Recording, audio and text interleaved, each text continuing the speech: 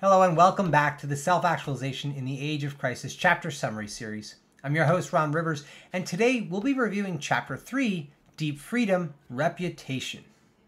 So part of overcoming the crisis of information, truth, and trust is the development of protocols and software that better share who we are and what we do. Tokenized reputation represents like a soul-bound token. As it's coined, it means that the individual cannot transfer it. So it's a token you hold that can be encoded with specific achievements, certifications, skill proficiencies, etc. Essentially, it's like a digital resume in many formats. We can imagine many industry or talent-specific DAOs leveraging tokenized reputation to kind of form a series of credentials. So if you pass a certain threshold of knowledge or expertise, you get a level up badge, kind of very similar to what they do to engineers today in modern corporations. They have like levels. So it's very similar to that, but it's an opt-in method instead of being assigned it by someone else.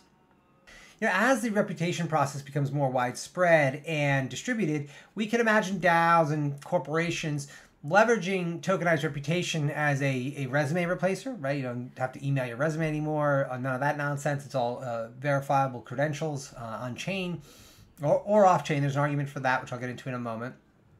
It could also be used to gate access to specific bounties or opportunities. So if you're going to apply for this development job, you need to have an Engineer 3 badge on your identity, something like that.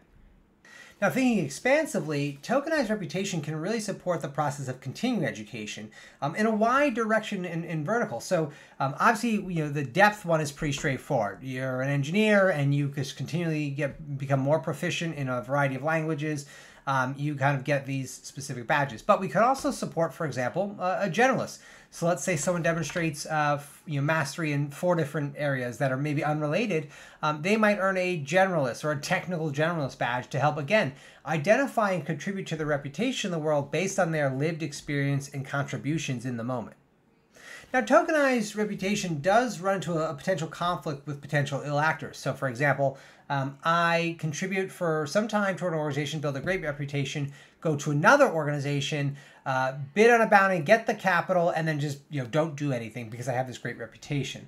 And I've heard several arguments for and against that case. One argument against it is that because tokenized reputation is an opt-in process, right? Like you accept the credentials, they can't just be placed into your backpack. That allows the individual to kind of avoid any sort of discrimination that might occur if everything was like permanently on chain and you were unable to kind of choose what went into your backpack. And it would also provide a framework of collaboration where if people had gaps on their resume, so to speak, it would be questionable. I don't think it truly addresses the root problem, but it is a good answer that kind of leads us further towards the exploration of how this might play out. I do want to emphasize that tokenized reputation is not in any way, shape, or form some Orwellian credit score, nor is it an intent to kind of proliferate that through the universe.